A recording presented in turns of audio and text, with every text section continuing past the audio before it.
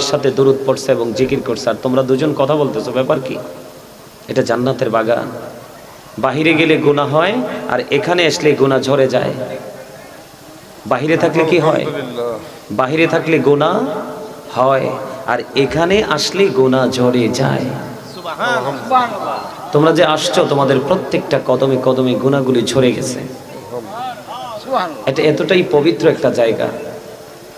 সম্মানিত উপস্থিতি, আপনারা যারাই উপস্থিত হয়েছেন, এখন বর্তমান পরিস্থিতি আমাদের বাংলাদেশে, আমরা মনে করি এটা আমাদের জন্য একটা প্রতিকূল অবস্থা। কি প্রতিকূল অবস্থা? এখন মানুষ ওয়াজ নসিহত, আল্লাহ রাসূলের গোলামি নিয়ে মানুষ ততটা ব্যস্ত হতে চায় না। মানুষ এখন ব্যস্ত হতে চায় আমাদের বাংলাদেশে আসন্ন দ্বাদশ জাতীয় সংসদ নির্বাচন। এই নির্বাচন নিয়ে সকল মানুষের মধ্যে কারো মনে নেগেটিভ, কারো মনে পজিটিভ, এক একজন এক এক ধরনের চিন্তা ভাবনার মধ্যে নিমজ্জিত আছে, তাই না? তারপরেও এই প্রতিকূল অবস্থার মধ্যেও যারা এই জান্নাতের বাগানে এসেছেন, তাদেরকে আমি আন্তরিকভাবে মোবারকবাদ জানাচ্ছি। এই জন্য এটা হলো আমাদের মুসলমানের একটা সংস্কৃতি, ঠিক না? আমরা যতদিন এই বাংলাদেশ বাঁচবে, যতদিন মুসলমান থাকবে, ততদিন কিন্তু আমাদের এই ইসলামকে জিন্দা করার যে প্রক্রিয়া, এই জলসার মাধ্যমে এটা কিন্তু চলমান থাকবে। যেদিন এটা বন্ধ হয়ে যাবে, সেদিন আর পৃথিবীকে বেশি দিন টিকিয়ে রাখা সম্ভব না। আপনারা একটু মন দিয়ে কথাগুলো শুনবেন। আমার কিছু কন্ডিশন আছে, সেই কন্ডিশনগুলো একটু মানবেন। সেই কন্ডিশন হলো, প্রথম যে কন্ডিশন, ফার্স্ট যে কন্ডিশন, সেটা হলো আপনাদের সকলের জবানকে বন্ধ রাখতে হবে। কথা বলবেন না? আপনাদের সকলের জবানকে কি রাখতে হবে? বন্ধ রাখতে হবে। Stop your mouth everybody. সকলের জবানকে বন্ধ রাখতে হবে। দ্বিতীয় শর্ত হলো, আপনাদের সবাইকে আমার কথা মন দিয়ে শুনতে হবে। You listening my lecture very attentively. আমার কথা আপনাদের সবাইকে মন দিয়ে শুনতে হবে। তৃতীয় শর্ত হলো, থার্ড কন্ডিশন হলো, যদি আপনাদের ভালো না লাগে আপনারা বাড়ি চলে যান, বাড়িতে গিয়ে ঘুমান, আপনার স্বাস্থ্যের জন্য অনেক উপকার হবে। তবে দুইটা চোখ খাটার পরে বুঝতে পারবেন ঘুম কত প্রকার ও কি কি। ঘুম কাহাকে বলে বুঝবেন শুধু দুইটা চোখ শুধু বন্ধ হোক। I say go to your seat out of sight. সীমানা ছেড়ে চলে যাবেন, আপনার বাসায় গিয়ে আরামসে ঘুমাবেন। এটা আপনার জন্য অনেক বেটার। কারণ বিবেকবান মানুষ যদি হতে না পারে, একাল হোক আর ওই কালে হোক, এপারে হোক আর ওপারে হোক, দুনিয়ায় হোক আর কবরের জীবনে হোক, আপনার জন্য ভালো কোনটা মন্দ কোনটা সেটা কিন্তু আপনাদের আইডেন্টিফাই করার মতো সেই ক্ষমতা কিন্তু আপনাদের নেই। আমার কথা কি খারাপ লাগে আপনাদের কাছে? খারাপ লাগে? শোনেন, আল্লাহ রাব্বুল আলামিন কি বলেছে? একজন ডাক্তার, একজন ইঞ্জিনিয়ার, একজন এসপি, একজন ডিসি, একজন এমপি, একজন মন্ত্রী, আপনি ওই সমস্ত ওই ক্যাটাগরির কোনো মানুষের সাথে যুক্ত হলে আপনি জান্নাতে যেতে পারবেন, এমন ওয়াজ কোরআন এবং হাদিসের কোথাও নেই। কিন্তু আপনি যদি হক্কানি আলেম এবং হক্কানি আল্লাহর ওলিদের সাথে যুক্ত হতে পারেন, আপনার জান্নাত নিশ্চিত। ওমা সুবহানাল্লাহ বলতে পারেন না? এত সুন্দর কথা শুনলে সুবহানাল্লাহ বলতে হয়, এটা বোঝেন না? এটা আমার কথা নয়।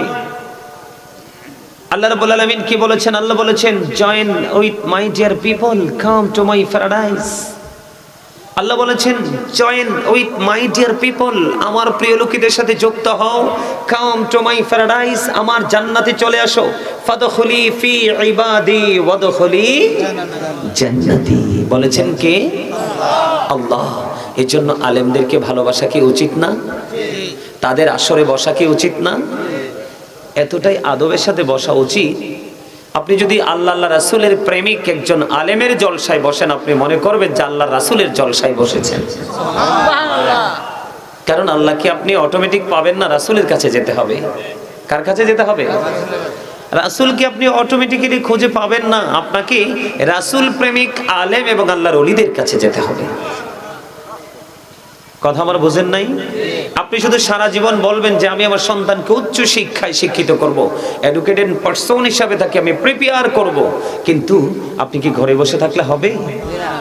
নাকি যেখানে টিচিং দেওয়া হয় ওখানে নিয়ে যেতে হবে? শুধু ওখানে নিয়ে গেলে হবে না, আপনার সন্তানটাকে, যিনি অত্যন্ত ভেরি এক্সপেরিয়েন্স টিচার, ওই টিচারের সাথে আপনার সন্তানটাকে কি করে দিতে হবে?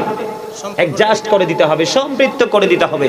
তখনই কিন্তু সে ধীরে ধীরে তার কাছ থেকে ইনস্ট্রাকশন পেতে পেতে একদিন কিন্তু সে কি হয়ে যাবে? টিচার হয়ে যাবে। এটাই কিন্তু বাস্তবতা। বাস্তবতাকে অস্বীকার করার কোনো স্কোপ নেই। বিবেকবান মানুষ তারাই, এই ওয়াজ মাহফিল বিবেকবান মানুষের জন্য, বিবেকহীনদের জন্য নয়। এই আলোচনার জলসা আজকে বুদ্ধিমান মানুষের জন্য, বুদ্ধিহীনদের জন্য নয়। আজকের এই নুরানি জলসা সেন্স এবিলিটি পারসনদের জন্য, সেন্সলেসদের জন্য নয়। আজকের এই জান্নাতের বাগান আপনাদের এলাকাবাসীর জন্য নেয়ামত, যারা আসবেন তাদের জন্য নেয়ামত, এবং আপনাদের যে আপন স্বজন কবরে রয়েছে তাদের জন্য নেয়ামত।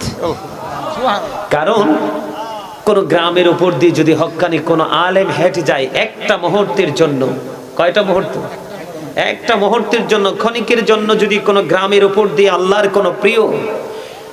কোন প্রিয় সাদিকিন হেঁটে যায়, আল্লাহ রাব্বুল আলামিন কমপক্ষে 40 দিন পর্যন্ত ওই গ্রামবাসীর কবর আযাব বন্ধ করে দেয়। কারণ তাদের ছোঁয়া এত দামি। এই জন্য আল্লাহ বলেছেন ইন্নামা ইয়াখশাল্লাহা মিন ইবাদিহিল উলামা। আল্লাহ বলেছেন পৃথিবীতে আমার যে বান্দা আছে, বান্দাগুলোর মধ্যে সবচেয়ে বেশি আমি আল্লাহকে ভয় করে যারা, তারা হলো হক্কানি আলেমরা। কারা? হক্কানি আলেমরা। এই জন্য আল্লাহ বলেছেন, এদিকে তাকাও, আল্লাহ বলেছেন join with my dear people, come to my paradise. আমার প্রিয় লোকেদের সাথে যুক্ত হও আর আমার জান্নাতে চলে আসো। এখন জান্নাতে যাওয়ার পর আমরা কি করব? একটা প্রশ্ন আসে না, যে আমরা একটা প্লেসকে আমরা আপন করে নিলাম, এখানে আমরা উপস্থিত হলাম, কিন্তু এখানে যাওয়ার পরে কাজটা কি? আল্লাহ রাব্বুল আলামিন বলে এখানে আসার পরে শুধু তোমরা রিল্যাক্স মোডে থাকবা। এখানে সবচেয়ে বড় গুরুত্বপূর্ণ জায়গাটা হলো, আল্লাহ বলেছেন ইনদা রাব্বিহিম ইউরযাকুন। আল্লাহ বলেছেন দে রিসিভ ফুড ফ্রম আল্লাহ। আল্লাহ রাব্বুল আলামিন বলেছেন এখানে এসে তোমরা নিয়ামত ভক্ষণ করবা, জান্নাতি খাবার। আরে আরো জোরে সুবহানাল্লাহ। আপনারা কি অসুস্থ? আচ্ছা বলুন তো, কাকে অসুস্থ বলে বলতে পারেন? শারীরিকভাবে অসুস্থ যিনি তাকে অসুস্থ বলে, নাকি মানসিকভাবে যিনি অসুস্থ তাকে অসুস্থ বলে? মানসিক অসুস্থ যিনি, ইনি হলেন প্রকৃত অসুস্থ। কারণ মানুষের আসল সত্তা তার এই দেহটা নয়, মানুষের আসল সত্তা হলো তার আত্মা। কারণ আপনার আমার জীবনে অনেক শুনেছি dead body, he is dead and she is dead, আমরা অনেক শুনেছি, কিন্তু ডেড সোল এটা কিন্তু কোনোদিন শুনিনি, ঠিক না? সোল মানে হলো ইংলিশ, বাংলাতে বলা হয় আত্মা, আর আল্লাহর কোরআনের ভাষা আরবিতে বলা হয় রূহ। রূহের কোনো মরণ নেই, শুধু প্লেসটা চেঞ্জ করে, স্থান পরিবর্তন করে।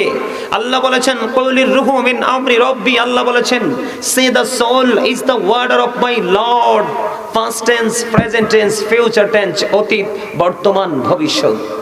একদিন আমরা ছিলাম না, আজকে আছি, আরেকদিন থাকবো না। যেদিন থাকবো না সেদিন কোথায় যাব? কথা বলেন না, আরে কথা বলেন না কেন? আপনাকে আমাকে কি আল্লাহ জবান দিছে বসে বসে চায়ের দোকানে বসে বসে চা খাওয়ার জন্য, মানুষের বদনাম করার জন্য? হ্যাঁ, সময় অসময়ে কি খালি বোট বাদাম এগুলো খাওয়ার জন্য? বেয়ায়ের বাড়িতে গিয়ে ইচ্ছে মতো বিরামহীন ভাবে খাবার খাওয়ার জন্য? কি জন্য দিয়েছে? আল্লাহকে ডাকার জন্য। You are great my dear, কি বলবো, গ্র্যান্ডফাদার, দাদাই তো হবে, তাই না?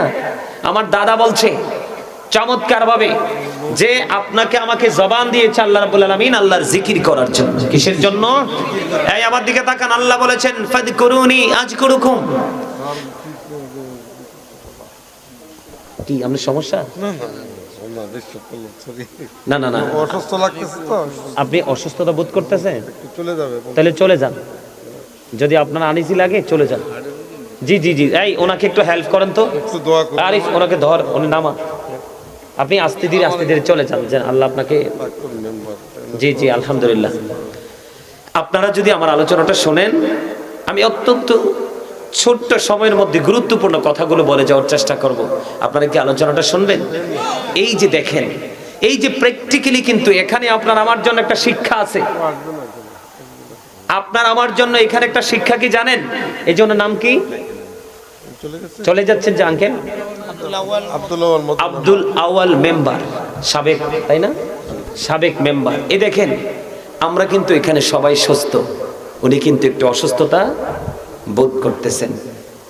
এখান থেকে কিন্তু একটা শিক্ষা দেখেন, আমাদের শারীরিক মানসিক সুস্থতার কিন্তু 1 সেকেন্ডের ভরসা নেই। বুদ্ধিমান মানুষ হলো ওরা যারা অসুস্থ হয়ে যাওয়ার আগে সুস্থতাকে কাজে লাগায়, যারা ব্যস্ত হয়ে যাওয়ার আগে ফ্রি সময়টাকে কাজে লাগায়,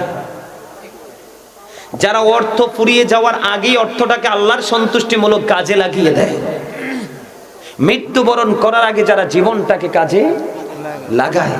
আপনাদেরকে বুঝতে হবে সম্মানিত উপস্থিতি, পৃথিবীর অবস্থা মোটেও ভালো না, এর মধ্যে বাংলাদেশের অবস্থা একেবারে ভালো না।